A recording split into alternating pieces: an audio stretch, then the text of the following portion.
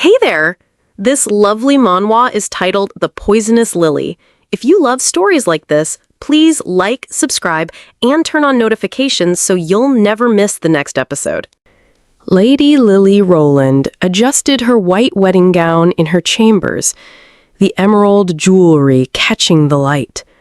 Tomorrow, she would marry Prince Richard Stuart, her childhood love who had given her a pink rose when they were children. Something feels wrong, she thought. Where is Richard? I want to show him my dress. He's at the greenhouse, my lady, but tradition... I don't care about traditions. We grew up together. Formalities don't matter. At the greenhouse, Lily heard rustling and froze. Through the leaves, she saw Richard embracing her red-haired sister, Bella. She's just a dull little girl, Richard was saying. Can't you feel my desire for you? Dull. Is that what he thinks of me? Lily's heart shattered. A pot fell from her trembling hands, alerting them to her presence. Richard, explain this, Lily demanded, stepping forward in her stained wedding dress. Bella smirked. You're not his wife yet. How dare you interfere? Richard grabbed Lily's wrist. My father arranged our engagement. You are my duty. Bella is my happiness. Duty. That's all I ever was. The word burned in Lily's mind. Forget what you saw, Richard commanded, gripping her chin. Keep this secret. When he tried to coerce her further, Lily struck back.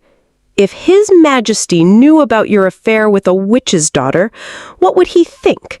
The engagement is over. She knows too much, Bella thought coldly, producing a purple vial.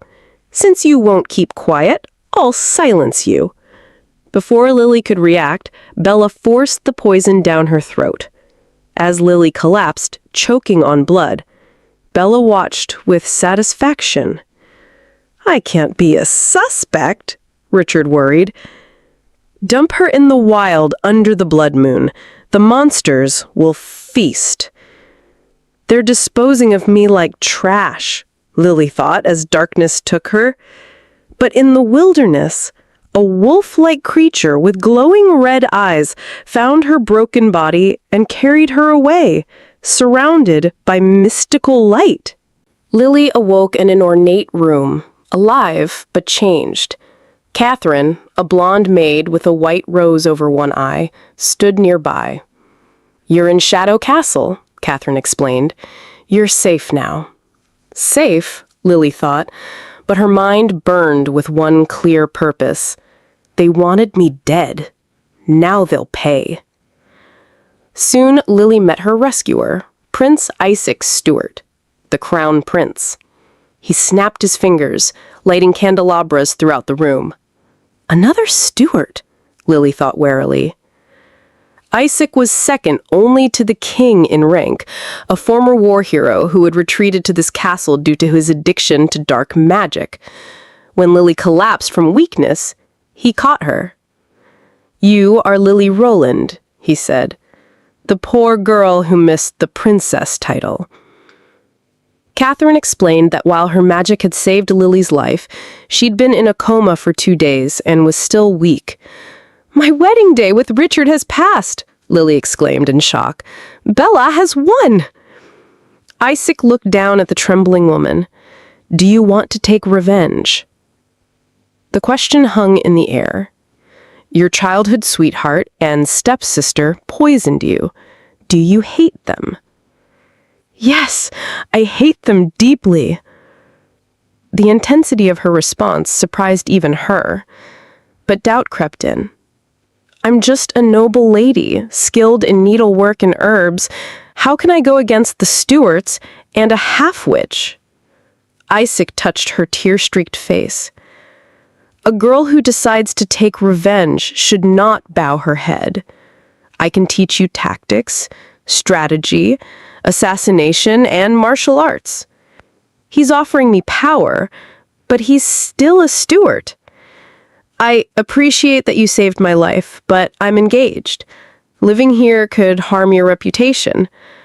I should talk to my father first. Lily concluded silently. Isaac nodded, allowing her to leave.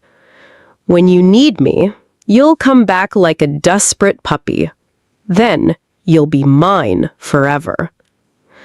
Lily returned to Roland Manor, calling joyfully, "Dad! Mom! I'm back!" But horror awaited her. In an ornate room, she found a coffin filled with white flowers. Inside lay her mother, Lady Anne, pale and still. "Mom? How come?" Lily fell to the ground in despair. "You promised to accompany me to my wedding." A maid screamed upon seeing her. "She's back! The murderer who killed Lady Anne!" Lily found herself imprisoned in the tower, pounding on the door. "You wronged me! Let me out!"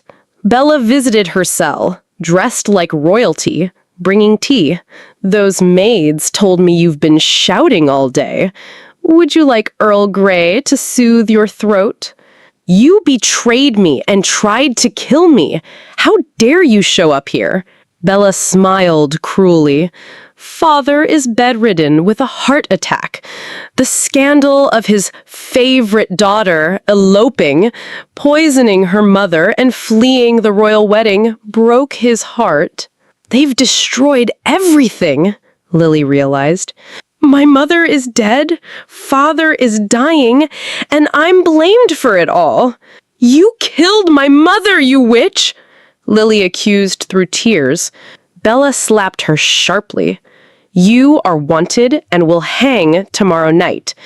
She revealed Richard's lies, that Lily had fled after murdering her mother and died in the dark wild. Now that she'd returned alive, the kingdom would feast on the scandal. "Richard never loved you. You were just a pet to discard when he grew tired." "I was the third wheel," Lily realized painfully. But what hurt most was family betrayal. Father took you in when you were wandering with your witch mother. Lady Anne treated you as her own daughter, taught you everything. Why betray them? Bella's eyes glowed green as she channeled magic. Purple energy surrounded Lily, thorny vines erupting to bind her wrists. "I've always despised you. You were born with blessings and love. I was homeless. We both loved Richard, but only you got the engagement. Well, I had to sneak around in darkness. After you're gone, everything you possess will be mine." Bella left Lily bound and helpless. Alone and facing execution, Lily finally understood. Through her cell window, she cried desperately, "I want to take revenge! Prince Isaac, I regret it!" A large black crow with glowing red eyes appeared. "Karen Farrell, Isaac's spy. Your wish has been received." "I'm Crown Prince Isaac's trusted spy," Karen announced indignantly when Lily called him a crow. "We leave by air. Who can catch up with us?" Despite her fear, Lily knew she had no choice, even if it means risking my life. "Do you trust me? Then close your eyes and jump." Lily leaped from the tower as guards shouted below. Karen caught her, soaring through the night sky as voices cried, "Dark magic!" and "She's a real witch!" The girl who dreamed of being a good wife is gone forever, Lily thought as they flew toward Shadow Castle. At the castle, Lily now wore a black dress with a red rose, standing among white flowers. She clutched her mother's emerald necklace, remembering Lady Anne's promise. "When your family name changes to Stuart, I will put it on your neck." "Mom, I'll revenge for you. I'll make Richard and Bella pay with their lives." Isaac entered. "Have you made up your mind, Lady Lily? From now on, you're the hostess of Shadow Castle." Lily bowed gratefully, but warned him of the risks. "I'm a wanted criminal. The dangers may outweigh the benefits." "You're smart," Isaac replied.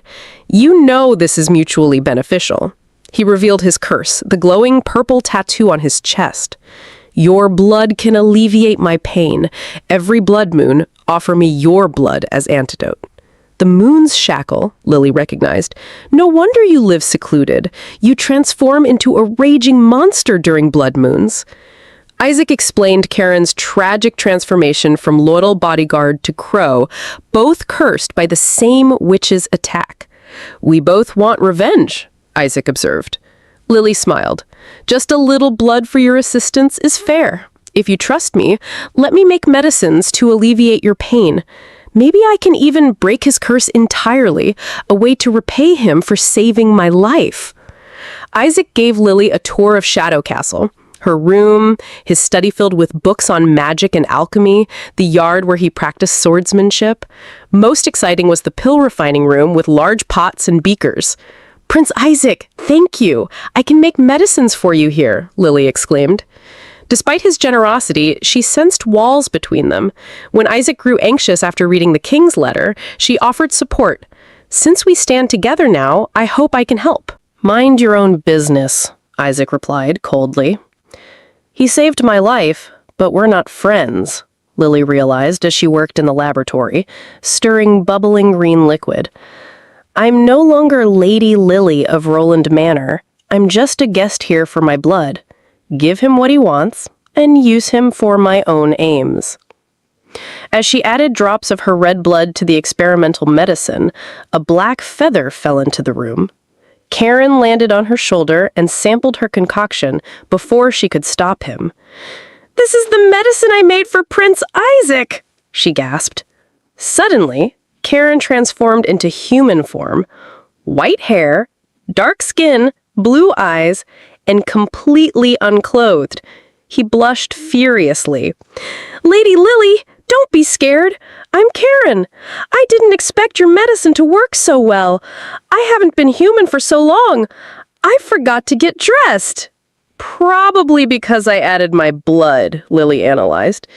"But with only ordinary herbs, your human form will last maybe half a day before you become a crow again." "If you used precious herbs, could it last longer?" Karen asked hopefully. "Theoretically, yes, but I need rare materials like unicorn fur and merman scales." Karen grinned. "Let's go to the market. Maybe today is our lucky day." When Lily hesitated about being recognized, Karen's response showed his loyalty. "We can disguise. Leave it to me. Even your parents won't recognize you." "I'm no longer the sheltered lady who dreamed of a peaceful marriage. I'm becoming someone willing to take risks for my goals." In the bustling outdoor market, Karen and Lily moved through the crowds in disguise. Karen had helped Lily with her makeup, a skill he learned as a spy. Lily, embarrassed, wore one of Karen's dresses, old habits from his undercover work. They made their way to Edith's shop, a small establishment tucked in a narrow alley. The shopkeeper greeted them warmly, recognizing them despite their disguise. Edith had always been discreet and capable of procuring rare goods. She presented them with merman scales, valuable materials for magic potions.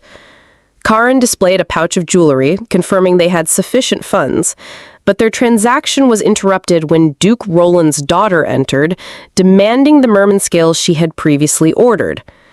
The Duke's daughter sneered at Karen, calling her a humble maid from the wandering Fanla clan. She snatched the merman scales, claiming Karen probably wanted them for love potions. She boasted of her noble status and offered to pay double whatever they could afford. Unknown to her, Lily was in disguise behind a veil. As the Duke's daughter listed her other requested items, ice toad oil, black cat beard, moonlight flower, and datura root, Lily realized the sinister purpose. These materials were used to create puppet potion, which would gradually weaken a person's mind, making them controllable. The Duke's daughter claimed she was making medicine for her father, but Lily suspected she planned to control Duke Roland. Lily acted swiftly, using mothwing powder that caused an intensely itchy rash when it touched the Duke's daughter's skin. As the noblewoman screamed in distress, Karen stepped forward with a dagger, declaring that insulting his sister violated family clan rules. Faced with the threat, and noticing Edith's respectful treatment of these strangers, the Duke's daughter began to reconsider. Perhaps they weren't mere servants after all. Forced to kneel and apologize, she complied to save herself. The materials were returned, and Lily requested that Edith pack everything and send it to her castle. She commanded that nothing be sold to Bella. Lily advised they leave, telling herself to endure the humiliation while she investigated further. Later, at the palace, Prince Richard angrily confronted Bella, his fiancée, about visiting without permission. Her face bore the effects of the moth wing powder. Bella tearfully explained that her evil sister had done this to her. She described meeting a veiled woman in the market whom she recognized by voice and manner, allied with a rude man from the family clan. Richard found it ironic that Lily, who had been reserved and traditional when with him, apparently preferred rude men from other kingdoms. Lady Bella endured his mockery, hiding her true witch identity and plotting her revenge against her sister. The encounter revealed the complex web of deception, with both sisters using false identities while pursuing their own dangerous agendas. Back at the palace, Lady Bella poisoned Richard's mind against the Fanlaw clan members. She fabricated stories about them insulting Richard, calling him frivolous and stupid, claiming they said Crown Prince Isaac was far superior. Her lies found fertile ground in Richard's insecurities. Meanwhile, Lily returned late to Isaac's castle. Though he appeared indifferent, Karen revealed that Isaac had been pacing the halls, checking his pocket watch repeatedly while waiting for her return. His concern wasn't about control, he feared for her safety, knowing she was wanted and vulnerable. That night in the garden, Isaac and Lily discussed the political conspiracy against him. She revealed Richard's true ambitions. He had only wanted to marry her to use the Roland family's power for his own ends. Isaac faced an impossible trap.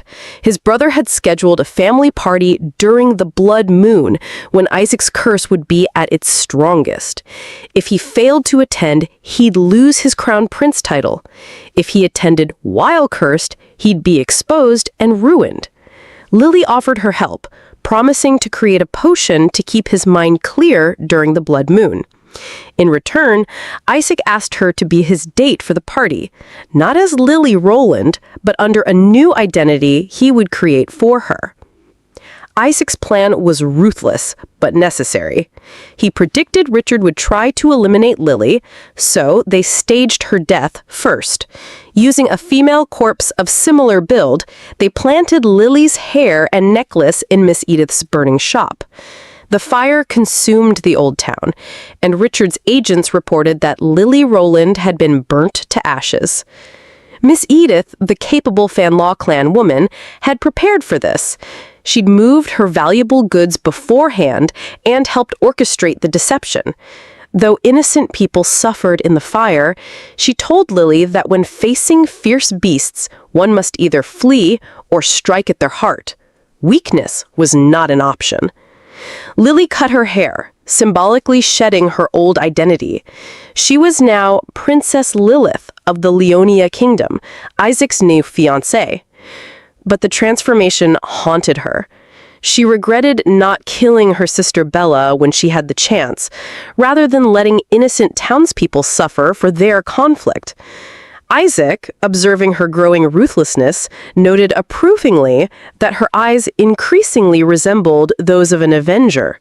He explained that true enemies should be dealt with personally, not through intermediaries.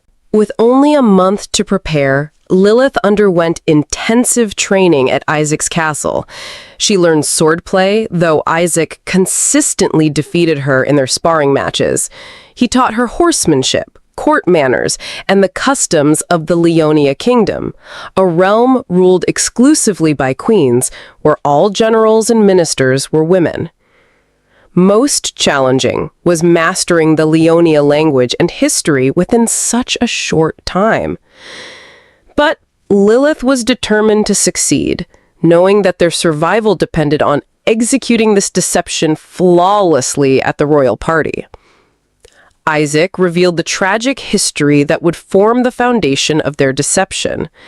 The Leonia kingdom, once called the Pearl of Lowlandsea, had been blessed by the gods. For 700 years, queens with powerful white magic bloodlines ruled peacefully, able to control natural elements and purify dark magic. But revolution came from those who feared the queen's power. Heretics summoned devils and became witches, trading their souls for the power to curse. Their blasphemy angered the gods, who sent divine punishment, a massive volcanic eruption that sank the entire kingdom beneath the sea. The royal family chose to die with their country rather than flee, fighting the disasters until the end. This explained Isaac's interest in Leonia's lost magic. Their power could purify dark things and potentially free him from his curse. By presenting Lilith as a surviving Leonia princess, his enemies would believe the curse was broken and be forced to act. Lilith understood her role as bait. When Isaac offered her a chance to withdraw, she refused. She needed him as much as he needed her, and mastering a language was easier than the violence she'd previously endured. As Lilith threw herself into her studies, often falling asleep at her desk while murmuring promises to her dead mother, Isaac's condition worsened. The approaching blood moon made his transformations more violent and unpredictable. One night, Lilith awoke to find Isaac in agony, his human features morphing into something monstrous, glowing red eyes, extending fangs, and dark claws. In desperation, she offered her blood, but Isaac's transformed state overwhelmed his human consciousness. He attacked her with terrifying violence before his human mind reasserted itself. The horror of nearly killing her devastated Isaac. When Catherine discovered them, the full reality of the curse's power became clear. It was destroying not just Isaac's body, but his humanity. Despite the danger, Lilith refused to abandon him. She developed a test potion and, treating him like a stubborn patient rather than a monster, managed to help him through the worst of the transformation. The experience revealed both his vulnerability and her growing courage. 3 days before the party, as Lilith continued perfecting her potions, Catherine brought news that her dress was ready, along with a surprise gift from Isaac. In the ornate chamber, Isaac presented her with her mother's emerald necklace, the one they'd supposedly burned with her fake corpse. He'd secretly had it replaced with a fake, preserving this precious connection to her past. The gesture moved Lilith deeply, and their embrace revealed Isaac's conflicted feelings. Despite his dangerous nature, she came to him without fear, and he found himself drawn to her courage and the scent of lilies that seemed to surround her. Under the ominous red moon, the royal party commenced in the ornate hall. Countess Celine Histensia made a dramatic entrance, her arrival causing whispers among the guests. Many had come expecting to see if Isaac would dare appear, given the dark rumors about his supposed madness. Richard, the blonde prince, approached the countess with false charm, offering to dance, since his uncle Isaac was too cowardly to show. But Histensia's sharp refusal cut through his pretense. "I won't dance with an arsonist." Her accusation sent shockwaves through the gathered nobles. The fire in Old Town had become public knowledge, and fingers were pointing toward Richard. The carefully orchestrated evening was about to become a battlefield of accusations and revelations, with Isaac and Lilith's deception as the final, decisive gambit. The tension was briefly interrupted when another significant arrival was announced. "I'm the first daughter of the Duke of Roland, Bella Roland," claiming to be Richard's new bride, replacing the disgraced Lily who had died in the fire. But all attention turned when the herald announced, "Crown Prince Isaac is here." Isaac entered in resplendent white and gold attire, accompanied by a stunning woman with long black hair and distinctive pink-purple eyes. Her elaborate white gown sparkled with pearls and jewels as they walked hand in hand through the grand hall. The crowd's reaction was immediate. "What a beauty!" whispered the guests, captivated by the mysterious woman. Isaac made his formal introduction. "Good evening. Please allow me to introduce the lady beside me, the last princess of the Leonia Kingdom, Lilith Leonia, my lovely fiancée." The announcement created an uproar of admiration, but Countess Hestia remained skeptical. "Elegant? I don't think so. Her kingdom is gone. I can find countless fake aristocrats like her." When Lilith approached Hestia with gracious politeness, mentioning that Isaac had spoken of their childhood together, Hestia's hopes were quickly dashed. "Yes, he said you're like his younger sister," Lilith smiled sweetly. The insult hit its mark. Hestia's grip tightened on her fan as she leaned forward menacingly. "But he never mentioned you in front of me. Leonia, huh? I doubt your identity." Isaac quickly defended his fiancée, but Richard joined the attack with mocking words about Isaac's creepy castle and calling Lilith a witch. The confrontation escalated as Hestia commanded them to leave. This was the moment Lilith had prepared for. Standing with closed eyes and raised hands, she demonstrated the legendary power of Leonia. Bright light emanated from her against a cosmic backdrop as she spoke of divine authority passed down through generations. "I'm the princess of the Leonia Kingdom. How dare you insult me?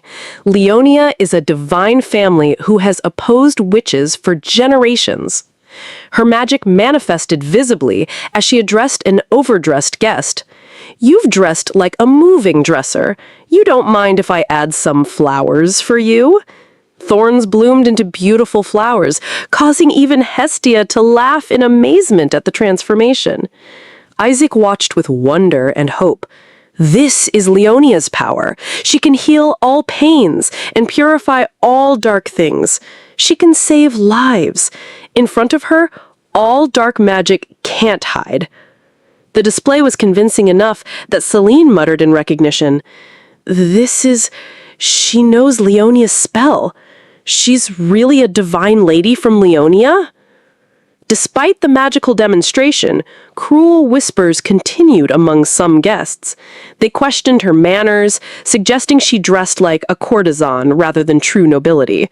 Others were confused about the Roland family situation. How could this woman claim to be the Duke's daughter when Lady Lily Roland was dead?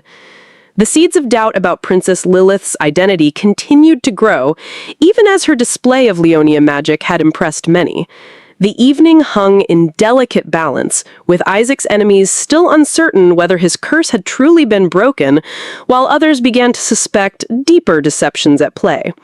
The stage was set for the final confrontation, with multiple layers of false identities, political intrigue, and magical power converging under the blood moon's ominous glow. Behind the scenes, Catherine stood beside Isaac, wearing an elaborate tiara and necklace. Isaac contemplated the magic potion they'd used. It could only maintain the illusion on her head for 6 hours. When asked if he feared Bella might discover the deception, Lilith smiled confidently. "It's okay. I know Bella very well. She'll discard that crown soon, and we can retrieve it." The party continued with mounting tensions until Lilith told Isaac she would speak with Bella privately, leaving him to maintain their charade. Alone on a balcony, Bella's fury finally exploded. "Richard, useless loser! How dare you look down on me?" She clawed at the stone railing, leaving bloody scratches. "If I were Lily, they wouldn't muck me like this. Sooner or later, I'll show them what a true witch looks like." A familiar voice interrupted her rage. "You're here, Miss Roland." Bella's eyes widened in recognition as Lilith appeared, still maintaining her disguise. Noticing Bella's bleeding fingers from clawing the stone, she gently bandaged the wounds with surprising tenderness. As tears streamed down Bella's face, Lilith observed with approval. What graceful poses. She's a perfect lady. But Bella wasn't fooled by the sudden kindness. "You embarrassed me in public and now you show up to apologize?" Bella demanded. Lilith's response cut to the heart of their conflict. Though our ancestors were enemies, that era is gone. As the daughter of a witch, don't you understand? She painted a grim picture of their shared fate. Former witches reduced to being burned at stakes for entertainment, while Leonia's divine ladies were now seen merely as expensive jewelry, amusing diversions, or beautiful mistresses for aristocrats. "We're the same," Lilith declared. "We've both lost our dignity." Bella's anger found new focus. "Yeah, right. These arrogant men should pay the price sooner or later." "Do you mean Prince Richard?" But Lilith had noticed something crucial during their encounter. "Just now, I felt that your cuffs were stained with a strange odor, the aroma of boiled mandala, the puppet potion." Bella's plan was exposed.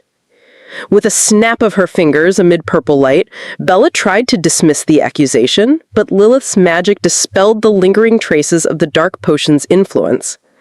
"I don't know what you're talking about," Bella scoffed, but her defiance was hollow. Lilith remained calm, her purple eyes fixed on her sister. "Don't be so sensitive, Bella. I don't have any evidence that you used puppet potion against the royals." The words hung in the air, a statement that was both an accusation and, strangely, a form of protection. Despite everything, Lily was still unwilling to completely destroy her sister, even as she prevented her from carrying out her dangerous plan. As Lilith departed, she understood the full scope of Bella's corruption. Not only my father, she started controlling Richard too. But Bella had her own realization. She'd felt her sister's killing intent and knew she had to act quickly to save their father. Meanwhile, back at the party, Richard had noticed Lilith's absence and begun hunting for her. When she became separated from Isaac, Richard saw his opportunity. "Don't escape, my little kitty," he called predatorily through the palace corridors. Richard had prepared for this moment, using a forbidden love potion from the Imperial Palace's secret stores.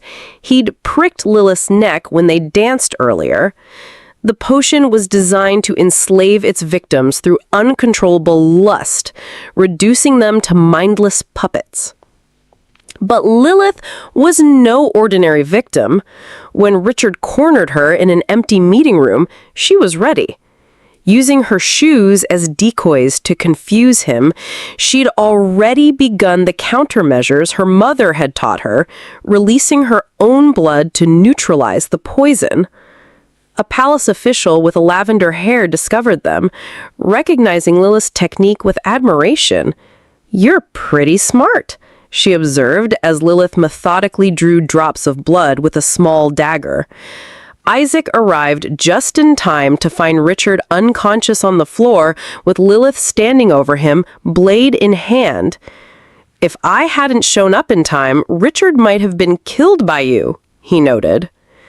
The palace official explained that Richard had obtained the love potion through illegal channels, bringing shame to the royal family. However, she warned that unless it was a major scandal, no one could touch a prince. Isaac's prediction proved correct. Richard's next target was Bella. Desperate and furious after his failure with Lilith, he confronted Bella with threats and blackmail. "Use your dark magic to lure Lilith into my room right now," he demanded, holding a vial of the remaining love potion. "Otherwise, I'll tell the queen you're the witch who seduced me." Richard thought he held all the cards, threatening to expose Bella's role in helping him obtain the potion and blaming her for his past crimes against servant girls. But he had underestimated his opponent. Bella smiled confidently. "You're threatening me." "Yes, so what?" The palace official who had helped Lilith had secretly collected some of the blood used to counter the love potion, blood that retained 80% of the potion's enslaving effects. She'd given this powerful weapon to Bella. As Richard continued his threats, Bella's fingertip began to glow with malevolent energy. "No need to remind me. I've known it all along, but everything has changed now." "A toy?" Richard asked in confusion, just as Bella's glowing finger touched his temple. Pink energy swirled around them as his eye began glowing purple. "It's your turn to be my toy," Bella declared with satisfaction. "My cute little puppet prince." The tables had completely turned. Richard, who had sought to enslave others through forbidden magic, had become enslaved himself. Bella now controlled the very prince who had tried to destroy her family, setting the stage for a dramatic reversal of power in the royal court. Bella savored her victory as Richard knelt before her, his blue eyes vacant under her spell. "My stupid prince. You looked down on me but wanted to use me? Let me teach you how to be a good puppet." The humiliation was complete as she commanded him to lick her feet, which he did without resistance. "Now get Lilith," she ordered, thinking she finally held all the cards. But Bella had been outmaneuvered. As she moved through the dark palace corridors, she discovered a candle lit with blood potion essence. "A candle lit with blood potion essence?" she gasped in horror. "Who put it here? How long has it been burning?" The trap was perfect. Both Bella and Richard, despite his enchanted state, inhaled the intoxicating fumes and fell under the potion's influence. "No, Richard! Wait! It's a trap!" Bella cried, but it was too late. They embraced as the potion overwhelmed their senses. As the royal court buzzed with gossip about the scandal, Princess Lilith appeared serenely, claiming she'd been on the balcony watching meteors pass through the night sky, a perfect alibi that no one could dispute. When Richard and Bella were discovered in their compromising position, the blame game began immediately. Richard screamed accusations of witchcraft, while Bella protested her innocence. But the court's whispers revealed the truth. "I heard he raped maids with love potions before. He's a playboy who finally got caught." Queen Elena Carter's arrival silenced the chaos. Both Richard and Bella knelt before her, each blaming the other. Richard grabbed at the queen's dress, begging forgiveness, while claiming Bella had seduced him with witches' tricks. The investigation revealed the full extent of their crimes. Bella had stolen banned potions from the Imperial Palace Pharmacy, while Richard had provided her access with palace passes. The evidence of their conspiracy to harm innocent servant girls was overwhelming. Richard's final outburst revealed his true character. "So what if I did that? I'm a prince. Can't I enjoy everything in this palace?"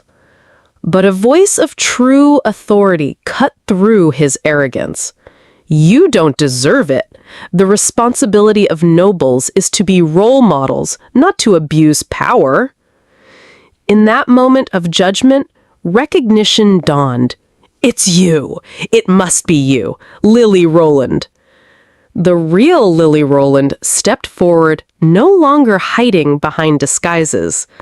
Bella's twisted smile showed she'd finally understood who had orchestrated her downfall. "My good sister, you're so tough. How are you still alive?" Bella's bitterness poured out. "You were lucky to choose Isaac. Unlike me, I put all my hopes on this loser Richard. But luck won't always side with you." As guards surrounded the defeated prince and the fallen witch, Bella immediately used her witch powers to control Richard to kill Lily with a sword. Lily Roland, with her black hair and purple eyes, looked surprised as a shadow fell across her face. As Lily knelt with glowing purple eyes, a dark figure loomed over her. The court erupted in chaos as Bella, desperate to silence Richard before he could reveal more secrets, moved to kill him. Isaac appeared alarmed as he raised his sword defensively, crossing his blades to block the attack. Lily recoiled as Richard's sword swung past her, Bella with red eyes declaring Richard a loser. "Stop her from using the curse!" Lily shouted as she grabbed Isaac's arm urgently. The truth became clear. Bella wanted to kill Richard and hide the evidence of their conspiracy. Blood dripped from Richard's mouth as he collapsed, but Bella's attempt at murder had been thwarted. "How dare you try to murder a prince?" demanded one of the nobles, pointing his sword at Bella. Isaac's red eyes blazed as he declared he could kill her right then for her brazen assassination attempt. But Queen Elena remained composed. "Prince Richard has been acting strangely. I suspect he took a puppet potion." She smiled confidently. "We should check the purchase records at the drugstore Bella frequented. Finding proof won't be difficult." It was then that Bella finally confronted her sister directly, no longer hiding behind any disguise. "My dear little sister," she said, "the woman I met in that store was you, right?" Lily feigned confusion, claiming they had just met that day. But Bella was done with games. "Whatever the case, I don't care who you are now. That's enough." Isaac stood protectively with his sword raised as Bella realized her situation was hopeless. In desperation, she began to fall over the balcony railing, but Isaac caught her. "Watch out!" he cried. But this wasn't an accident. It was Bella's final gambit. Standing on the balcony, silhouetted against the purple sparkling sky, Bella declared, "I don't want to hide myself anymore." An attendant grabbed Queen Elena's arm, pleading for her to leave, but Bella smiled widely. "It's too late. Magic potions and curses were just the smallest tricks, dear mysterious lady." Bella extended her hand upward, her hair glowing with pink energy patterns. "The palace will be our battlefield." Lily looked shocked. "Are you insane?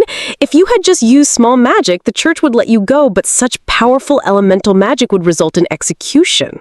But Bella was beyond caring. Standing on the balcony, she cast a spell, sending a glowing arc toward floating rocks. She grinned menacingly.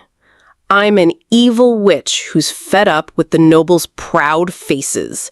As long as all the people here die, nobody will know what happened." Lily's eyes widened in horrified realization. Elemental magic was banned because mortals lacked divine power. To create such miracles, one could only pay the price in blood, by absorbing the vitality of all humans around them. The royal guards knelt on the tiled floor, while Queen Elena stood with a distressed expression. Isaac positioned himself protectively in front of Lily as debris scattered around them from the powerful magical forces Bella was unleashing.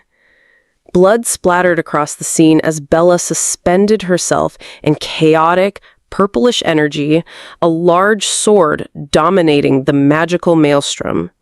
"You'll be the best sacrifices," she declared with twisted satisfaction. "I'll treat you differently." Bella smiled widely, pointing upward as debris floated around her. "Sister," she called to Lily, "your neck will be my next target."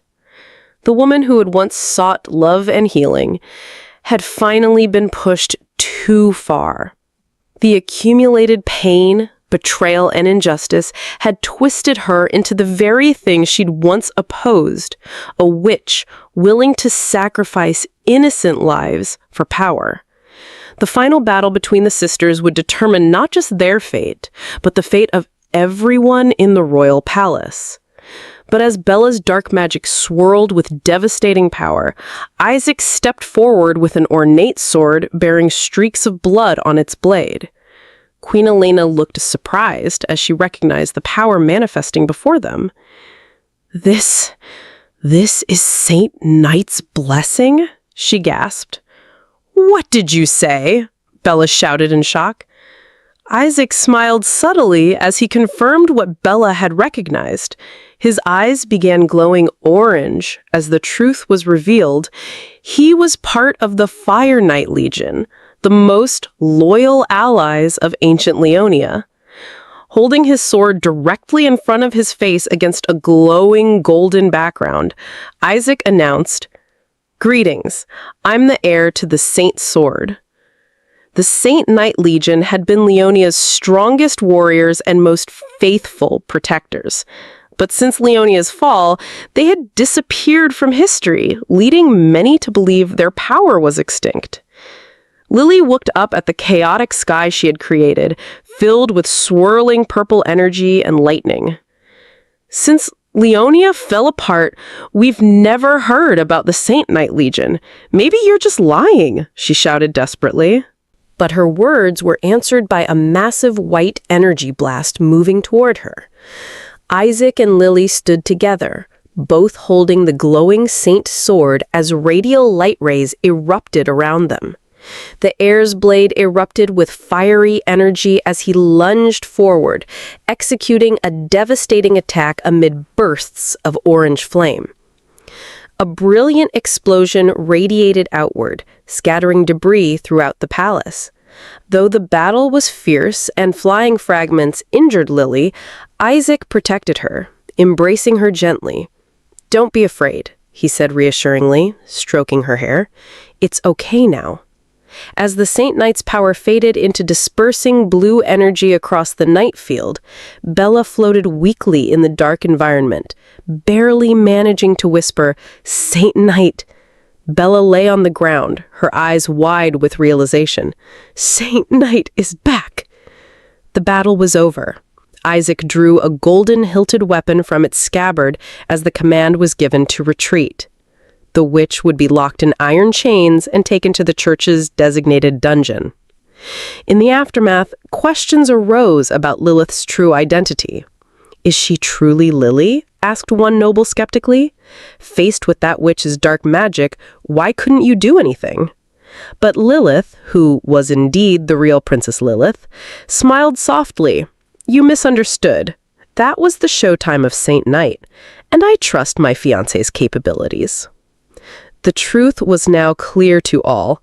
The absurd rumors about Isaac using dark magic and turning into a monster had been lies spread by Richard to ruin the prince's reputation.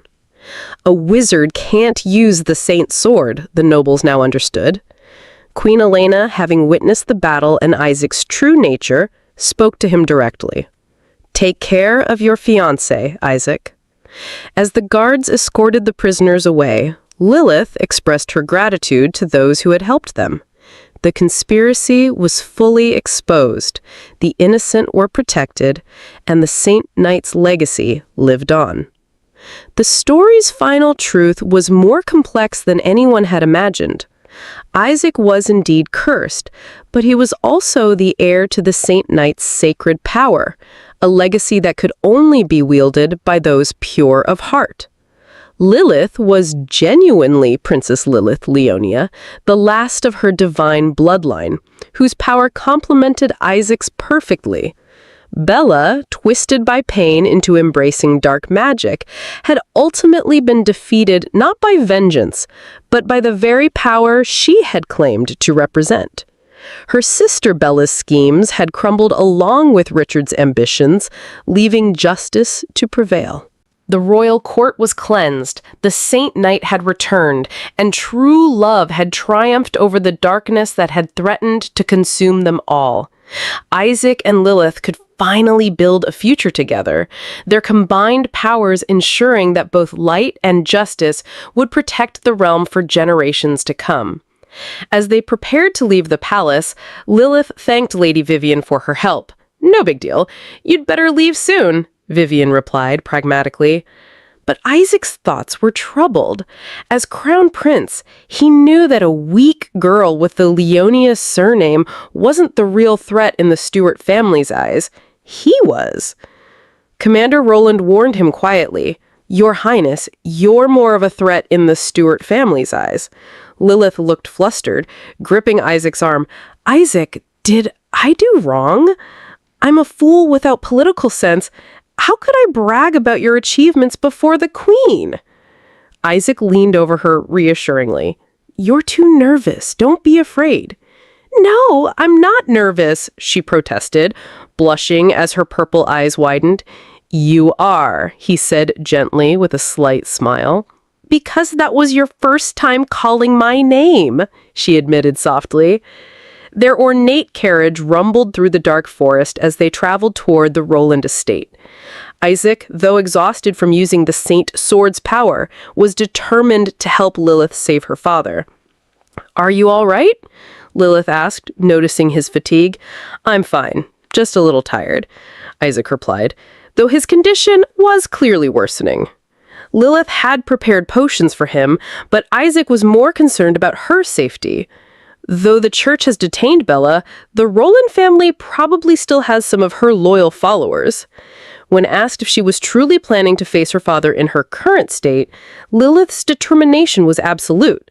"My father is still controlled by the puppet potion. I have to save him as soon as possible. I can't wait any longer." Isaac nodded approvingly. "Then go ahead, stick to the plan." At dusk, their carriage arrived at the grand stone mansion where Lilith had grown up. She stepped out in her white dress, declaring, "I'm not only going back to take everything that's mine, I also want to show up in front of my father with my original look. No more disguises, no more hiding."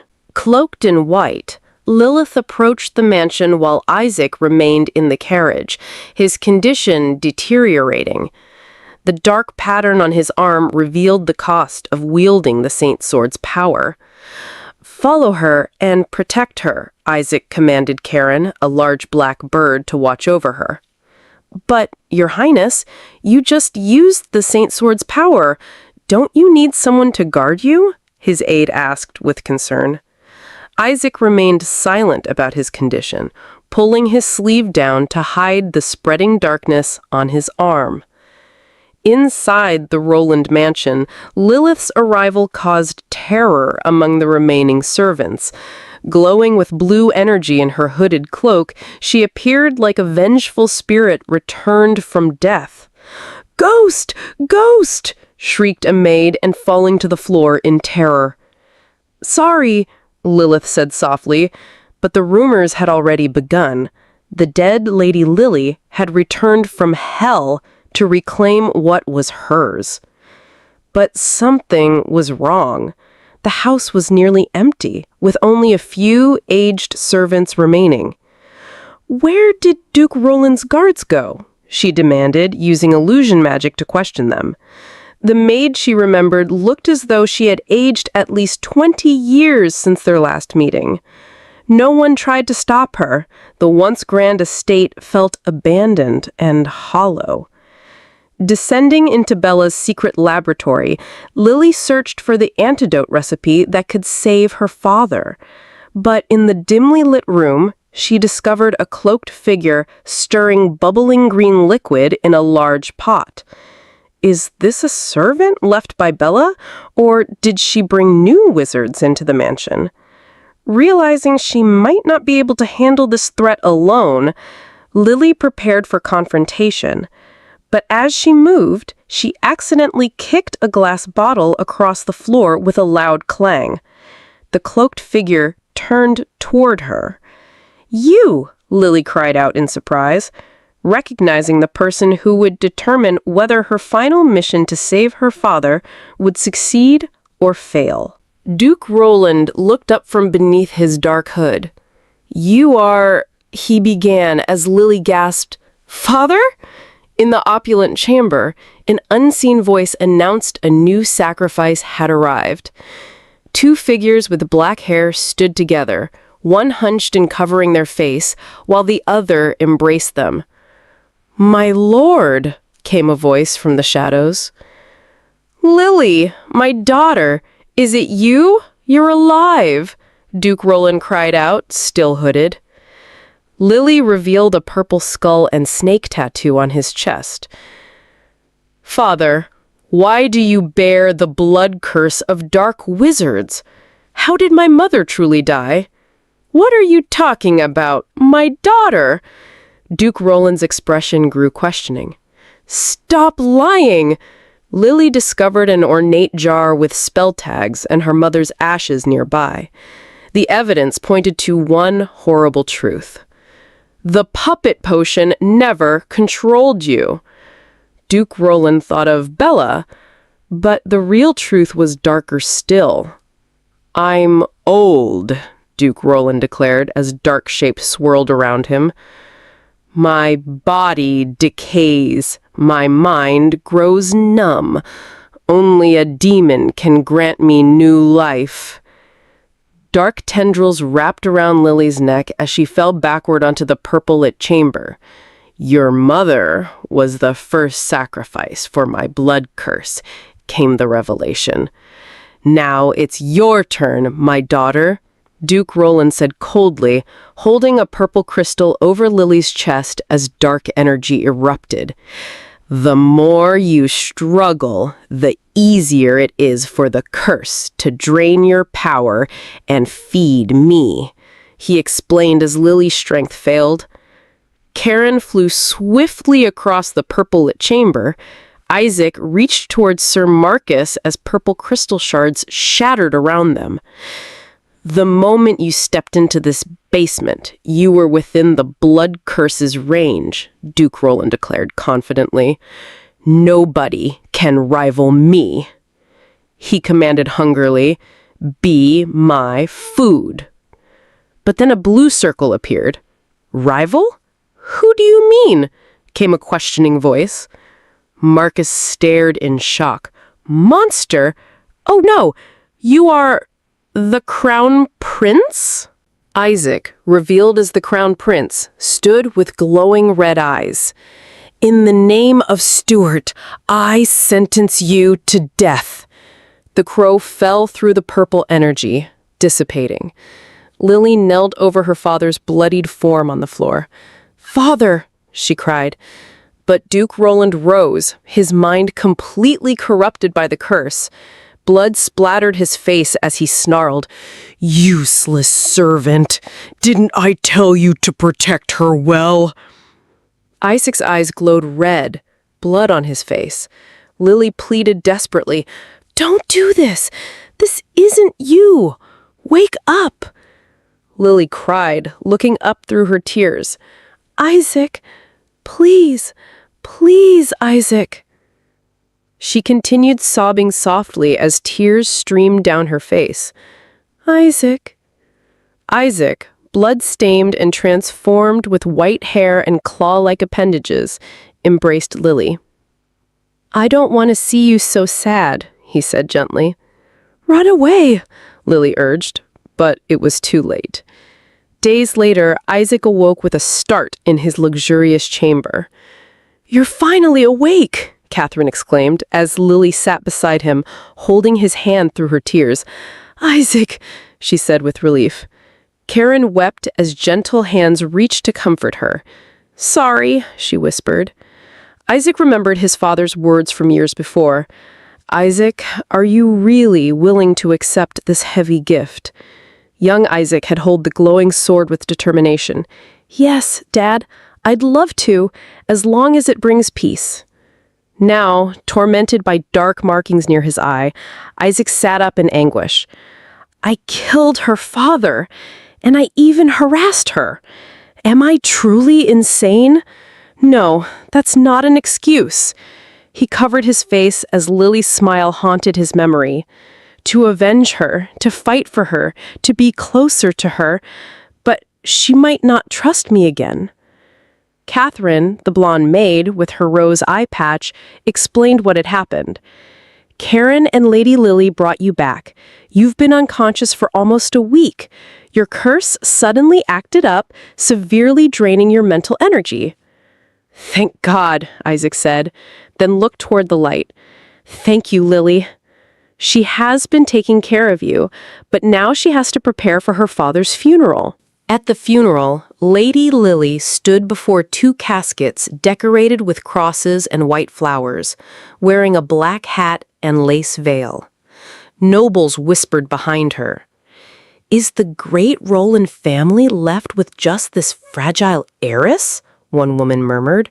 Poor girl, it's a miracle she's still alive. Lady Cynthia defended her. You're just after her beauty and the wealth she's about to inherit. The news had spread throughout the court about Duke Roland using live humans to refine blood curses. Lily's charge of killing her mother had been cleared, and she was set to inherit her father's title. Mother, may you rest in peace, Lily said softly. Looking at her father's casket, she added, Father, may you repent. Lord Thomas called after her as she prepared to leave. Your father can't be buried in the noble cemetery. I know. I just came to say my final goodbye to him. The royal family had frozen the Roland assets until the official title ceremony. More like straight into the royal treasury, one noble protested. The royal family is always picking on weak orphan girls. Cynthia offered to delay the church's collection of Duke Roland's body, but Lily shook her head. Thank you, Cynthia, but I've had enough. I want to say goodbye to all these filthy memories. Isaac, learning of the funeral, instructed Catherine, prepare my suit and scepter. At the funeral, Lily shed a tear beneath her black lace veil. She declared, I, Lily Roland, I want to give up my family name. I won't allow it, came a powerful voice. Prince Isaac Stuart appeared, resplendent in his dark purple cape and black formal wear with silver embellishments, holding his staff with its glowing purple gem. Lily trembled in distress. Prince Isaac? Why are you here? Isaac looked down pensively, hands clasped near his chest. I didn't expect him to follow me here. Why? As Isaac helped her with a dark purple cloak, Lily whispered, Does he still remember what happened that day? Isaac placed his hand over hers, holding a black lace fan. Lily Roland, I swear by my family name, Stuart, to give you 1/3 of my lands by the valley as compensation for me taking your father's life. The gathered nobles reacted with shock. Prince Isaac Stuart, do you know what you are talking about? No, it's not right, cried another. Lily stepped back, shaking her head beneath her lace veil. Everyone knows that's not your fault, she said, touching her chest. Don't refuse it, Isaac insisted, looking downward with a heavy heart. After all, maybe there's not enough time left for me to protect you until you reclaim everything that's yours. Isaac walked away and Lily hurried after him, calling his name. She followed him, asking softly if he had any problem. She couldn't ask in front of so many people. He froze instantly, looked away, then turned back to her, lifting her chin gently. How perceptive you are, he said, thanking her for not rejecting his gift in public. Lily shook her head. No matter what happens, I can't accept it. That's your precious property. I'm just a lonely girl. My family has fallen apart, she whispered. He stopped her immediately, wanting to say something important, but then a sharp, excruciating pain struck him. He tried to control it, but he collapsed. Panic flashed across Lily's face. What's wrong? She cried. He fell against her shoulder and she began calling for help. She quickly untied and lifted his shirt, and her eyes widened. Moon-shaped shackles covered his body. Catherine appeared instantly, and Lily shouted for her assistance. She ordered Catherine to take His Highness to a room with the highest temperature so he could bathe. Catherine frowned, confused. Take a bath? She asked, bewildered. Of course, such a place existed in the palace. Later, His Highness was submerged in the pool and Lily sat beside him, gently wiping his body. She thought to herself she had never seen moon shackles cover such a large area before. Catherine walked in and Lily asked, Did you get all the herbs ready? Catherine frowned. "It wasn't easy gathering this much at once," she complained. Lily never left His Highness's side. She stayed close, wiping his body again and again. The room was unbearably hot, and the heat pressed against her skin, so she slipped off her dress cover to breathe properly. She stroked Isaac's head gently and whispered for him to hang in there. She told him she'd be right back. But the moment she stood up to leave, Isaac's eyes snapped open. He looked at her, and she looked at him, both frozen, staring. Before she understood what was happening, he grabbed her and pulled her straight into the pool, kissing her on the lips. Lily gasped in shock, her mind spinning. What is going on? Isaac held her tightly, refusing to let go. He wasn't himself. His thoughts were a mess. All he could think about was how delicate her body felt, how smooth her skin was, and a desperate, wild urge inside him wished he could take a bite. Lily seemed to understand his struggle. She met his eyes and quietly asked if he wanted to try. She told him he could take a bite. He hesitated, fighting against himself. When he finally leaned in to bite her, he stopped at the last second, pushed her away, and pulled back. He told her he was a monster who had unlived her father and had no right to ask anything from her. Lily moved closer. She reached out, grabbed his face, and stroked his cheek with soft, steady hands. From the moment Duke Roland sold his soul to the devil, I already lost him completely, so I can't lose you now. Isaac stared at her, stunned. Lily continued, her voice small but firm. She told him she would be truly lonely if she lost him, too. Isaac's hand slid around her waist, pulling her toward him as he kissed her again. Lily's eyes widened, another shock. But this time, this kiss felt different. It wasn't the thirst for blood. It wasn't the heat of the pain or the curse. It felt tender. It felt sad. It felt like a kiss full of love. While they were having their romantic moment, Catherine suddenly barged in. She froze in shock, then panicked when they noticed her. She quickly apologized, saying her hand slipped. Forcing a fake smile, she claimed she only came to change a potion and told them to continue. Lily panicked. She said there was no need and instantly jumped out of the pool. She hurried out, saying she would go change. Catherine watched her run off and mumbled, "She didn't even ask what potion I was talking about." When Lily reached her room, she leaned against the door, breathing hard. She kept asking herself what she had just done. She had even forgotten what she was supposed to do, and she actually responded to the Crown Prince's kiss. She dropped to the floor, rolling around as she wondered why he kissed her in the first place. Her cheeks fired up at the thought that he might be in love with her. She shook her head quickly, telling herself that something must be wrong somewhere. But that emotional moment kept replaying in her mind. She tried to chase it away by remembering what happened in the basement. She finally concluded that something must have happened to him. Meanwhile, Catherine lit up a candle with a strange look on her face. Isaac sat up on the pool's edge, wiping water from his body. He told Catherine that the chief priest said his curse spreads like a countdown, and once it covers his entire body, he will turn into a full monster. Catherine smiled and asked if Lily knew. Isaac sighed and said she shouldn't know and wouldn't know. Catherine asked how long he planned to hide it from her. Isaac answered that Lily only stayed by his side out of gratitude and obligation, so he didn't want her to carry any more guilt for him. Catherine's smile turned cold. "Guilt?" she repeated. "If you were nobody to her, do you think she would work this hard to make medicine for you?"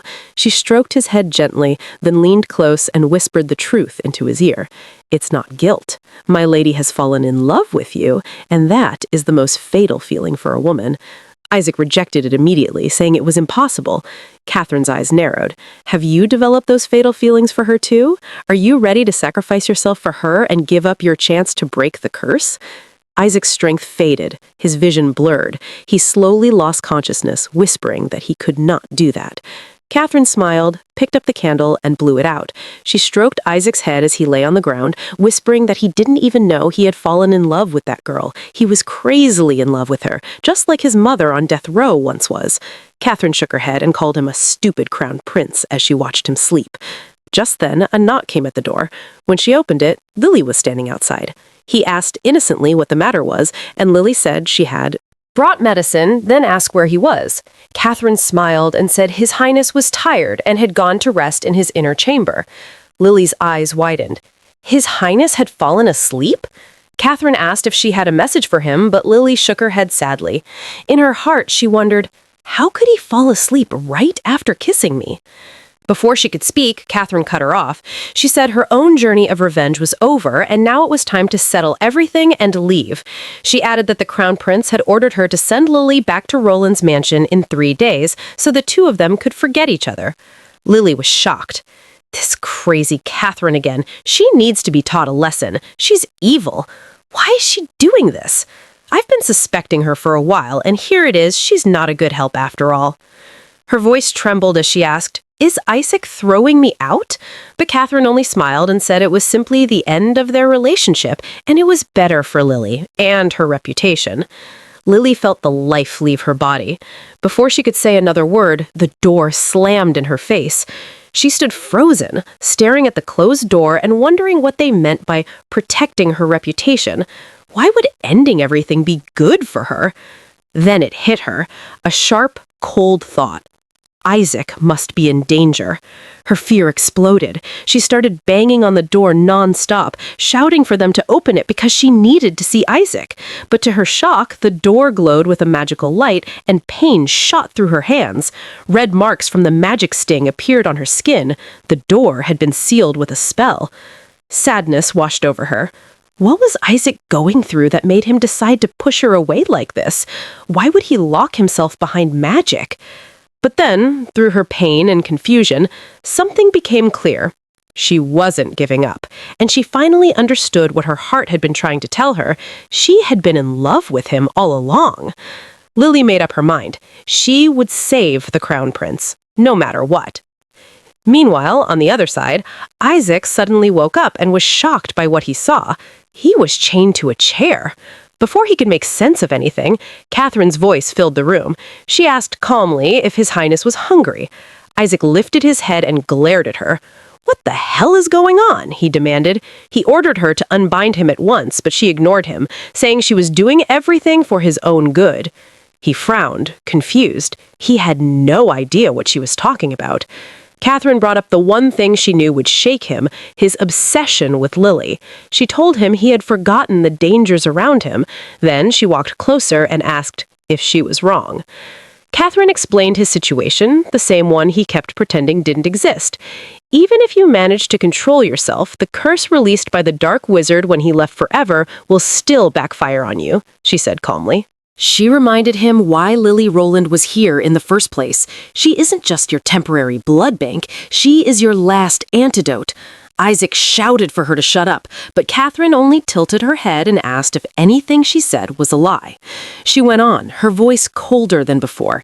If the moon's shackle could not be broken, the only solution left was to sacrifice a living soul, and no soul was more suitable than Lily. She lifted Isaac's chin and said Lily's blood would accept him. That meant his body wouldn't reject the sacrifice. Isaac pulled against the chains with all his strength, but they didn't budge. Catherine warned him to stop trying and not to think of breaking them. She also warned him not to use his Saint Knight power, or he would die instantly. With a bitter expression, Isaac told her he would never let Lily sacrifice herself for him.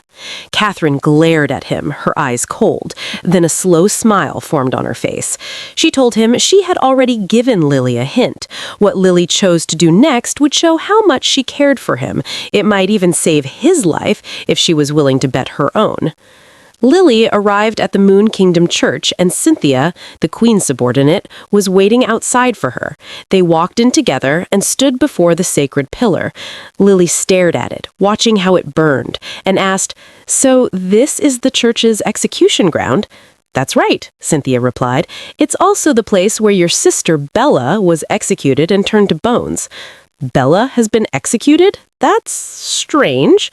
Cynthia asked, "Do you really want to perform the ritual for him? Because it will give you a chance to speak with the countless ghosts carried by the sacred pillar. Maybe, if you're lucky, one of these ghosts knows how to break the moon's shackle. But there's also a risk. You could be devoured by a ghost while seeking the answers you want. Are you mentally prepared for that?" Lily's expression was determined. "Go on with the ritual for me," she said firmly. Cynthia began the ritual songs. The air around them turned blue with the music, and Lily thought to herself, "Isaac should wait for me. I'll save him." Years ago, when Isaac was still a boy, his father called him one day. From the shadows, a little girl stepped forward. He held her hands and introduced her to Isaac as Catherine, saying she would be his maid. Catherine came closer, and they stared at each other. As a little girl, her eyes were wide and innocent, and she looked truly beautiful. Isaac asked his father, "Why are you getting me a maid to take care of me? What about you? Won't you stay to take care of me?" His father left immediately, saying he had matters to attend to. Isaac watched him go, feeling abandoned. Catherine reached out and touched his clothes. "Should I call you Prince Isaac?" she asked, her face glowing with happiness. But those pure, innocent faces were gone now. Isaac, raging with anger, asked Catherine, "What did you say to Lily?" Catherine shook her head. "I didn't say anything to her. She must have figured it out herself." To reunite with the one she loves, Catherine explained, she would need help from the church. And if she truly loves you, she'll go through the ritual your mother once held for you, the ghost summon. This summoning comes at the cost of her soul leaving her body. She'll speak with those ghosts, and she might die. Hearing all this, Isaac couldn't take it. He flared up immediately and tried to use his night power, but Catherine reminded him of his current condition. Forcefully using his saint night power now would only accelerate his death. "You also know I can't die with you at any time," he said, asking her to let him go so he could ensure Lily's safety, or he would make her lose everything she cares about. Catherine laughed. "I'll be the one making you lose everything you care about," she said, "because if anything should happen to you here, you're only making Lily's situation worse." Catherine took out the royalty symbol from her pocket, showing him that she had already given others to the guards in his name, so if you die here, the Stewart family will come out in full force and destroy the Rolands. Isaac was shocked. He stopped trying to free himself with his powers, confused. He asked Catherine why she was doing this because he didn't understand. "Is it that hard to understand?" she asked, touching his face. "I just want to see with my own eyes how pathetic love can be. And you shouldn't forget what happened to your mother. Do you still remember how she left forever?" she asked, smirking. Lily had now left her body and entered the void realm of the sacred pillar. When she opened her eyes, she remembered being told that countless ghosts wandered here, maybe even her sister Bella, but she had to ignore their distractions. Lily observed her surroundings, looking for Oranto, the first generation of witches. She might know how to break the Moonshackles curse because she knew all the curses in the world. Just then, she noticed that the ghosts were noticing her. They crawled out, calling her a living soul. They fought, trying to claim her, but couldn't reach her. Suddenly, Lily felt a grasp and was shocked. When she turned, it was Isaac. She called out to him, and he asked why she was here. He hugged her immediately, saying he had been looking for her. Her lady called out, "Is he really the one?" Because Catherine said. Before she could finish, Isaac asked her to ignore everything. "Catherine is only trying to drive a wedge between us," he said. Lily asked if that was really true, and if he wasn't avoiding her because of the curse. Isaac replied, saying, "Of course, I always want to be with you, all the time." He approached her and was about to kiss her. Lily shut her eyes, and when she opened them, she was startled to find herself on a bed. Isaac appeared again and gently grabbed her hair, softly kissing it. Lily called out to him, but he touched her cheek, asking her not to turn him down because he had missed her so much. At this point, one might think the female lead was so daft. How could she think this was really Isaac in the realm of ghosts? Lily pushed him, saying they couldn't do it right now.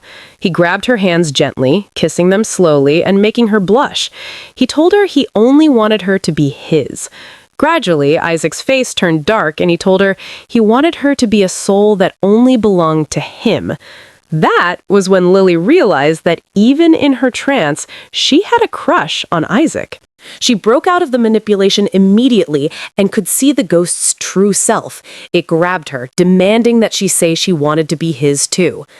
Lily pierced him using her power of exorcism, leaving the ghost in shock. She called him an evil ghost, and it asked if she had just used an exorcism spell on him.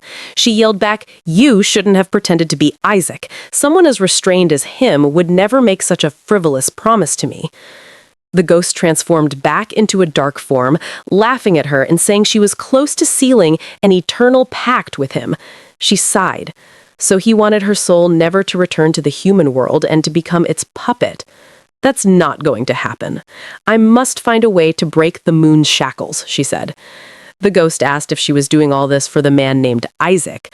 Lily asked how he was able to take Isaac's form when he didn't even know him. The ghost called her a foolish human. We only shapeshift according to your heart's desire, and everything that just happened was merely a projection of your subconscious desires. That was when Lily realized. She asked the ghost who it really was.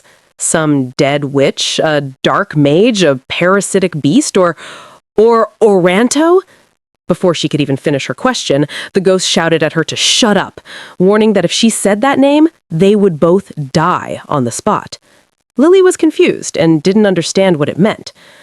Oranto was the most terrifying shadow in all legends. The entire church and the Leonia kingdom had joined forces to try to unalive the super-powerful witch. The ghost swang angrily, telling her not to even think of mentioning that name, and that she'd better stay away from that cursed woman.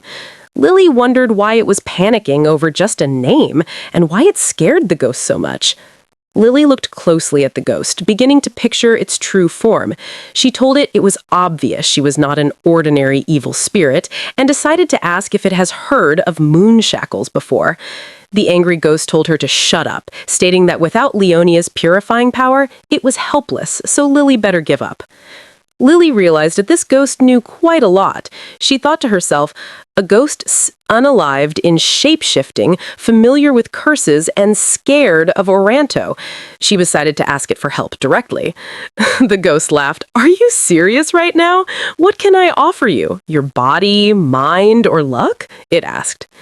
Before her lady knew it, a cage descended from above and trapped her. The ghost picked up the cage, saying it was way too late to get cold feet now, and that she would become its food. Lily could tell immediately. It was a soul-devouring cage. The ghost told her she had already exhausted her spirit by using the power of the exorcism spell earlier, so she better not think of escaping. The ghost bragged, Lily can't see her true form, nor can she uncover her past. Lily smirked. Do you really think so? Because the answer is already crystal clear. Your name is Kraken, the sea demon. Immediately, the ghost cracked up, shouting in pain, and began glowing, revealing her true identity. Lily was now free from the cage and looked up to see her lying on the ground. The ghost was indeed Kraken, the sea demon, with blue hair and blue eyes, just as beautiful as the sea. Lily stepped closer. An evil spirit can't harm humans once its true form is revealed. You can't trap me anymore. Everyone knows you were once a knight of Oranto, but she discarded you. You left forever on the Western Sea battlefield after the church cremated your body, and you were trapped here, Lily summarized. Kraken asked, What are you trying to do by saying all this? Lily smiled. Most of an evil spirit's power is stored in its bones. Guess what I can do? She asked mischievously. Kraken was frightened at the very thought of losing its power. He grabbed Lily's clothes, begging her not to take it, saying that if she did, he'd be the weakest one here. Lily smiled again. Then help me achieve my goal. Kraken sighed and agreed, but my former master's soul is asleep most of the time, so you probably won't be able to find her, he said. How come? Kraken offered to help her by diving into her unconscious sea and stealing the witch's collections for her, since they must contain what she needed. Lily asked if he was sure of that and thanked him gratefully for helping. Seeing her sincerity, Kraken told her how lucky the man she wanted to save was. Lily was confused. Kraken asked her not to worry and told her to wait right there. I'll be back soon. I won't let you become the next Lady Stewart. Lily was surprised. What did you just say? Kraken was surprised that she didn't know yet. The last one to hold a ritual here was Lady Stewart, a complete family ritual, she enlightened her. Poor Isaac. His mother had left forever trying to save the one she loved. Now, history was repeating itself. Catherine, standing in front of Isaac, asked if he still remembered how his mother had left forever. How did she die? She laughed, and reminded him that she had left forever because she wanted to help her beloved husband become invincible on the battlefield, so she sought the help of evil spirits. Catherine told Isaac how love only makes people stupid, weak, and blind, and eventually cost them their lives. Isaac replied coldly, "She was wrong." Catherine was confused and got closer to him. "What did you just say?" she asked, only to be caught off guard. Isaac grabbed her wrist, freed himself from the chair, and pinned her to the ground. "You're totally wrong," he said. "Lily is not like my mother, nor am I anything like my father. I will never use Lily as my antidote." Catherine asked if he had been pretending to be weak in front of her all this time on purpose. She yelled, "Are you out of your mind? How could you say this when my blood is the only thing that can save you? I'm just doing my duty as a loyal servant. I'm trying to save you. Why do you never listen to me?" Isaac glared at her, then suddenly let go. He asked, "Are you really just a mere loyal servant?" He stood up, saying he didn't think a servant would have the guts or ambition to imprison her master. "You locked me up just because you wanted me all to yourself," he said clearly. Isaac added, "You schemed all of this because you're burning with jealousy over Lily. You mock love because you're scared of the evil love in your heart. Admit it, you love me. This forbidden love is driving you insane." Catherine couldn't say a word. She laughed, then began speaking. She got up, saying she had been by his side since they were kids, taking care of him. She knew all his likes and dislikes, kept all his secrets, and even when he was cursed and fell into darkness, she was still with him. "I took care of you when the curse flared up and you were in agony. I'm the one who's been with you through all the hardships, not her," she said, crying her eyes out in front of him. Then she told him she had known all along that she could never become his lawful wife. She cried in his arms, asking if it was because of her humble origin. She asked if it meant she could never marry him and would have to remain a servant willingly. Seeing her this way, Isaac gently wiped her tears. "We can never be together," he said, "and you know better than anyone that we share the same blood." "My dear sister," he added. Catherine was shocked. She was so stunned that she backed away immediately, fell to the ground, shading her tears sadly, surprised that he already knew. "Since when did you find out?" she asked. Isaac sighed. "I guessed that on the very first day my father brought you to me." Isaac was done here and began to leave. Catherine asked where he was going. He replied that he's heading to the church to make the evil spirits return Lily to him. Catherine shouted, saying he shouldn't go because she might already be dead and his body is really weak. "So what? The moment I decided to stop using her blood, I already accepted that Death God could take me away any time," he said, adding he wasn't scared anymore. Even if it meant joining the ghosts sooner, he was fine with that. Isaac thought to himself, right now, he was just a monster, covered in blood and sins, but she still had a pure and bright future ahead. He had to save her. He told Catherine that if she still had any feelings for him, then she would help him write a will. Just then, a voice shouted from the door, "No, I won't allow that!" The door swung open wildly, and Lily walked in fiercely. "That's my girl. She made it out." Lily looked around, asking what was going on. "Why are you two in the dungeon?" she asked. Isaac was shocked to see her. He wondered if it was really her. Lily came closer, explaining that he wasn't in his room, so she had searched the entire castle. She asked sadly what he meant by making a will. Isaac grabbed her immediately and hugged her. He exclaimed that she was still alive and that it really was his Lily. He asked if she had been hurt anywhere by the evil ghosts. She shook her head and he thanked God that she had made it out. "You didn't die because of me," he said with relief, but then he passed out as the moon shackles spread through him. He fell to the ground and began panting, gradually transforming. Lily called out to him desperately. Catherine yelled at her to let him go and stop messing with his emotions, making things worse. She went to His Highness and held him gently, calling Lily a disobedient lady. "I thought I made myself clear when I told you the revenge is over and this castle doesn't welcome you anymore," she said while Isaac kept panting. Catherine's expression was filled with rage. She told Lily that she thought Lily would summon the ghost for him, but she'd chickened out, and now he was so poor because she had been a coward. Lily yelled at her, saying she only knew how to blame others when things went wrong. Catherine yelled back, saying the curse had spread all over his body, and if they didn't do something, he would die. Lily grabbed her collar.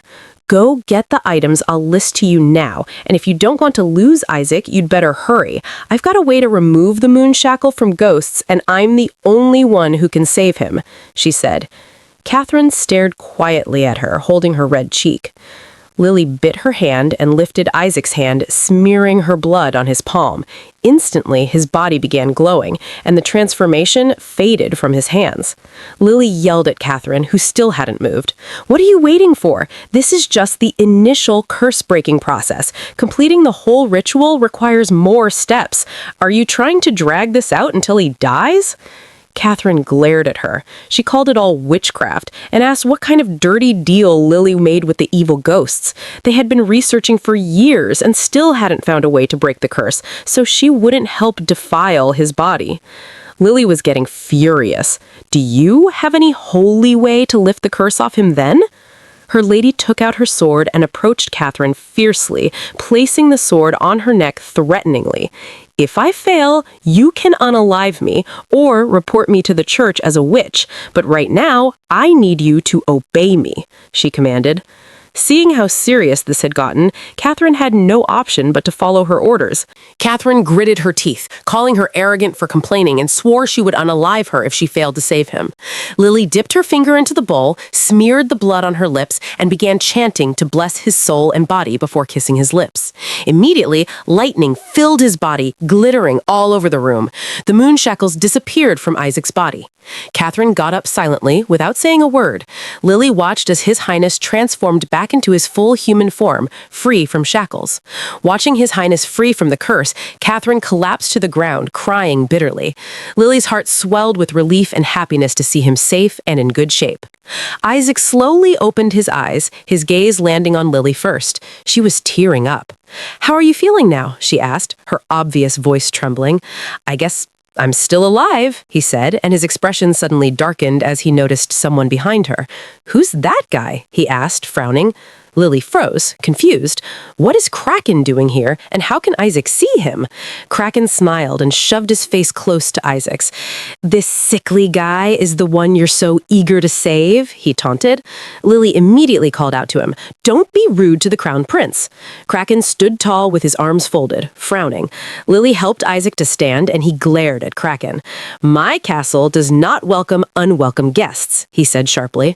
Before they could react, a knife pierced through someone's chest from behind, startling them all. It was Catherine. She had used a dagger to stab Kraken, but to her shock, the dagger passed through him like water. This girl is doing more than herself again. How could she just stab anyone like that? Imagine if he weren't a ghost. She would have unalived him. Isaac steadied himself with Lily's support and recognized Kraken. "I've seen a picture of him in forbidden books," he said, "from the ancient underwater clan, Guardians of the Deep Sea. He's the knight of the Supreme Witch on the death list from 300 years ago, Demon Kraken." Isaac glared at him. "Why are you here with her?" Kraken let out a soft smile as he stepped closer. "I already know who you are, so I skipped the introductions. But being rude to your savior, huh? That's against noble hospitality, isn't it?" Isaac froze. "My savior?" Lily quickly answered, "Kraken is my friend," and added that if it wasn't his help, she wouldn't have found a way to break the curse for him. Back in the ghost realm, Kraken retrieved the witch's collection left by Oranto and told Lily that when she opened it, it would enter her consciousness. To read it, she would have to call Oranto's name 3 times and it would open her mind. Lily thanked him. Of course, she knew he wouldn't help her for no reason, so she asked what he wanted in return. Now here he is, her personal ghost. Everyone was surprised. Lily nodded. In order to get the witch's collections, she had him possess her bracelet and secretly took him out of the church. This is really unbelievable. Kraken draped his shoulder around Lily, saying he couldn't be 10 miles away from her now. Isaac sighed, ignoring him. The next day, Isaac got dressed in his formal attire and looked at himself in the mirror. Black hair, orange eyes, a firm expression, and a decent look. He looked every bit the crown prince he was. Suddenly, he sensed a presence. When he turned, it was Lily. She bowed respectfully and greeted him, noting that it seemed he had completely gotten rid of the curse and regained his health. She smiled, adding that he was back to being that godlike crown prince again. Isaac was surprised. "Godlike?" he asked, forgetting that he was one of the nobles everyone admired and desired. Now that he was back in his fit, he could handle all the political matters regarding the throne. Lily's face was saddened. She said it was time for her to head back to the Roland manor since her work was done and her revenge had been completed. As she turned to leave, Isaac grabbed her wrist. "Lily Roland, have you forgotten?" he asked, reminding her that she had been introduced to everyone at the court ball as his fiancée, and she truly was his fiancée now. Still sad, Lily reminded him that it had been a fake fiancé agreement, but Isaac shook his head. "It wasn't fake to me. You're the bravest, most unique, and most elusive lady I've ever met," he said, kissing her hand. "Stay with me. You're very important to me." Lily blushed at his confession. He hugged her tightly, thinking coldly to himself that the one who was supposed to leave the castle was not her, but Catherine. Back in her room, Catherine faced the windows. Just then, the door opened.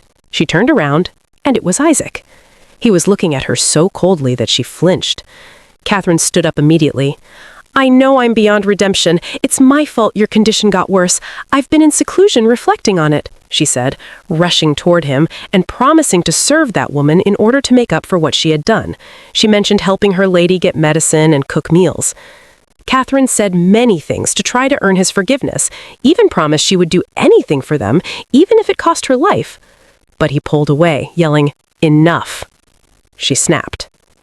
Isaac told her he wasn't there to watch her performance or to mourn family ties. Immediately, some guards entered carrying her belongings, all neatly packaged. As they dropped her things, Isaac coldly said, "I'm only here to see you off." Catherine was shocked. She called out to him, asking if he was driving her away. She yelled, reminding him that they had been together since childhood, that he couldn't live without her because she was his confidence, his right hand, and also his sister. She cried bitterly. "I'm your only family. You can't just throw me out like this. Didn't Dad owe me and my mom? I used to think you were generous and compassionate. I never thought you didn't care about me at all." He replied calmly, "That's right, and because we share the same blood, the best thing for both of us now is separation. I don't need a maid who tries to manipulate her own master." Catherine was stunned. He added, "You harbor malice towards my fiancé. We can only meet again as family when you finally let go of those creepy desires. For now, it's over." The guards approached her, ready to escort her out. Isaac wished her a safe journey, but Catherine couldn't take it.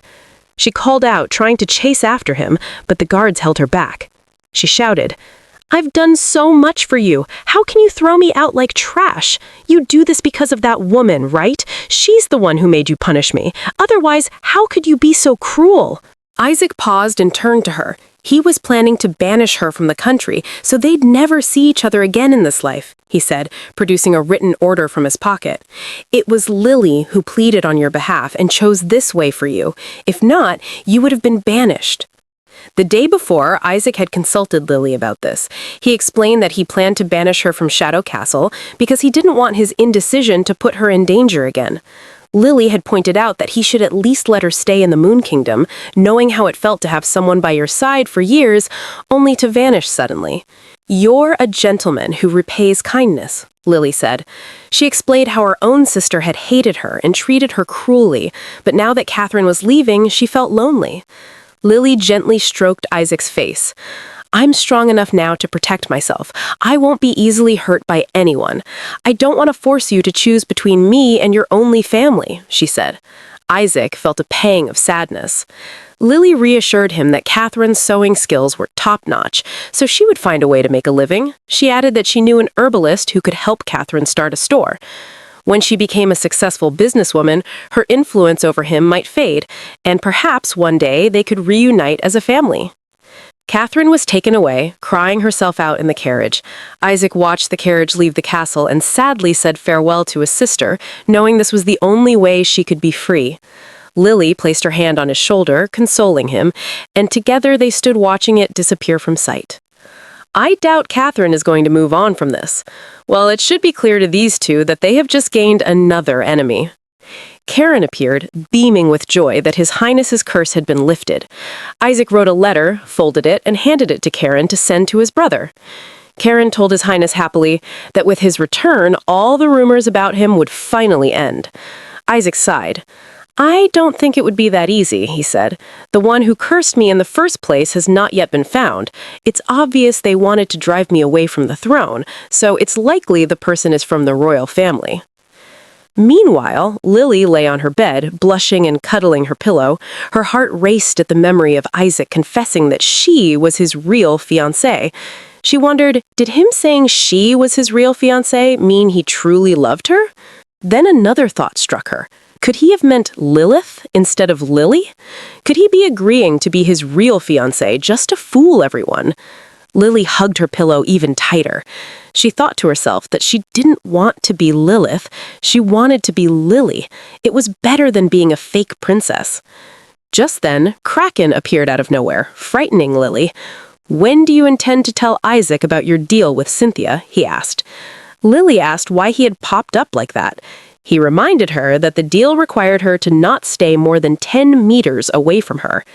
Kraken told her he had heard everything and that she had agreed to Cynthia's request to keep her secrets. Lily stayed quiet, thinking about everything that had transpired between Lily and Cynthia. Cynthia told her lady that she could keep the knowledge she had gained from the ghost realm and wouldn't tell anyone about it, but she requested that Lily work for Her Majesty as a royal doctor. Lily sighed, telling Kraken that she had only agreed to that as an excuse, because deep down she knew that Cynthia just wanted her to work for them as an informer, so she would have to tell Isaac sooner or later. Lily pinched herself, wondering how she could even pull all of this off. There's only one Lily Roland, so how can I be Princess Lilith and Dr. Lily at the same time? She asked. Kraken sighed, stating that the royal family members were plotting against each other every day. He got closer to her, saying she didn't have a choice. She'd summoned an evil spirit for a man, and if everyone found out about it, she wouldn't want to end up like Lady Stuart, who had been blinded by love. Just then, they heard Isaac's voice from the door, loudly asking, "Who's slandering my mother?" Both of them were startled. Kraken quickly sucked back into the bracelet, and Lily rushed to open the door. Lily asked why Isaac was there and if he had something to tell her. He smiled. "I do," he said. "You were in trouble again and again because of my family," he said, concluding that it was time for her to truly know the truth about his family. The Highness took Lily to the treasure chamber in Shadow Castle, and she was amazed because she had never known there was a room hidden behind the library racks. Isaac told her it was their family's secret room. Looking around and observing the place, she finally saw portraits of Isaac's father and mother. She stopped, thinking to herself, "They look so much like Prince Isaac. They must really be his parents." "I overheard that evil spirit mention your mother to you. So how much do you know about my family?" Isaac asked, his expression serious. Lily looked at him as they walked side by side. She told him she only knew a little about his family, just like everyone else. She explained that in a coup 10 years ago, his father had helped his brother ascend the throne and left forever, a hero. His brother then made Isaac the crown prince when he was young. She made it clear that she hadn't heard anything about his mother until she first summoned the evil spirit. That was when Kraken enlightened her about his mother summoning an evil spirit to help her husband win all the battles, but she had failed, Lily said sadly. The late queen went insane after being tortured by the evil spirits and left forever in an inquisition. Lily turned to Isaac. She had never known he had a sister. If she's your sister, shouldn't she be an exalted princess? Why is she working as your maid instead? She asked, her voice tinged with sadness. Isaac was quiet for a moment. He told Lily that his parents had married for their families, and though his mother had loved his father, he only respected her. He would always leave home for a month in winter and never told anyone where he was going. Even his birth couldn't stop him from leaving. His mother, the queen, grew suspicious and sent her maid to follow him one of those winters. Only then did she discover that he was going to a particular woman's place, and the woman had just given birth. Their child had blonde hair. Lily was shocked upon hearing this. She asked if that was Catherine, and Isaac nodded. He told her he had always believed that his mother had summoned the evil spirits not just for the battles or the throne, but to win his father's love. His Highness stroked his mother's wedding dress, which lay before him. He admitted that he had never known Catherine was his sister until his mother's maid told him the truth. "Catherine is the daughter your father had with another woman. She won't be recognized by the Stuart family," she whispered. Since then, Isaac didn't know how to face Catherine. He always watched her serve as a maid, shamefully, for something that wasn't even her fault. It was all his father's doing. He had betrayed his mother and never recognized Catherine, so that poor girl bore the weight of everything. It was all his fault, Isaac lamented. Lily immediately held his hands upon noticing how bitter he became just thinking about it. She tried to console him by leaning on him and saying she understood that he had taken Catherine to hide in Shadow Castle because he already saw her as family. He dragged Lily's hands, and they both stood before his mother's jewelry. He took out one of her silver bracelets and gently put it on her wrist. Looking at the bangle, Lily was about to ask about it when Isaac spoke. "It was my mother's bracelet," he said. He leaned closer, smiling. "It suits you better than the one that evil spirit lives in." Lily smiled, thinking to herself that Isaac really seemed to hate Kraken. She looked away immediately and told him she also had a gift for him. "It might not be as valuable as yours, and I feel a little embarrassed about it, but I still want to give it to you," she said. Lily took His Highness to the garden. He was shocked at how beautiful it was. It had been a long time since he'd been there, and much had changed. Her lady held his hands as he observed the beauty, and she reminded him that he had once asked her to plant herbs here. Now they have grown into flowers. Lily brought out a sunflower she had made into a crown and placed it on his head happily. "It helps ease the mind," she said. "I hope you can stay healthy with these plants that record the days we've spent together." Lily instantly grew nervous, wondering if all of this seemed childish, but Isaac stroked her head, thanking her and saying he loved it. He told her to feel free to say anything, and that she could choose to be a royal doctor or not play the role of Princess Leonia. He would always be her knight and protect her either way. Lily chuckled, noting that he must have overheard all her conversation with Kraken earlier. Isaac sighed, saying he didn't know when he had interrupted, but she couldn't stop herself from making her own decisions. Lily told him they still hadn't found the one who cursed him, so she would give a good show until the end, to avoid putting him in a difficult situation. Isaac was surprised to hear her say she would support his every decision. Lily's expression turned sad as she recalled that before receiving this gift from him, she had wondered if he was being kind because of guilt over her father's death or because she was useful to him. After all, he was from the royal family and she was from a declining family, even abandoned by her fiancé. At that point, she was even jealous of Princess Lilith, who could be with him without any problem. Lily smiled, saying she now felt reassured and believed that he was being honest with her. Before Lily could say anything else, Isaac grabbed her and kissed her on the lips, leaving her shocked. He held her tight and called her his Lily. They engaged in a passionate yet soft kiss. He finally confessed that he loved her and had already fallen for her even before she got engaged to Prince Richard. It all happened years ago. One night, Isaac was being chased by soldiers and ended up hiding in the Roland estate. The guards made a scene searching for him because he had broken into jail, not respecting the Inquisition. They tried to trace him using his blood on the ground while he hid behind some trees. Just when he thought he had been caught, little Lily appeared, calling out to the soldiers. She told them that it was Duke Roland's mansion and that they couldn't enter without permission. The soldiers, unable to trespass, asked Lily if she had seen any suspicious-looking kid dressed in all black. She replied that she had seen no one, and they left to search elsewhere. Isaac, still hiding, was relieved they had gone, not knowing that Lily had actually seen him, but lied to the soldiers. He was startled when she came to his hiding place, looking so beautiful that he could have gone blind. She lifted her lamp toward his masked face, noticing that he was hurt, and offered to help dress his wound. I can't believe these two had met as kids. The way he looked at her the first time she came to the castle was so different. He had always been in love with our dear Lily. I love this. If you love stories like this, please like, subscribe, and turn on notifications so you'll never miss the next episode, because it's really interesting. And if you want the next part, comment the name Lily.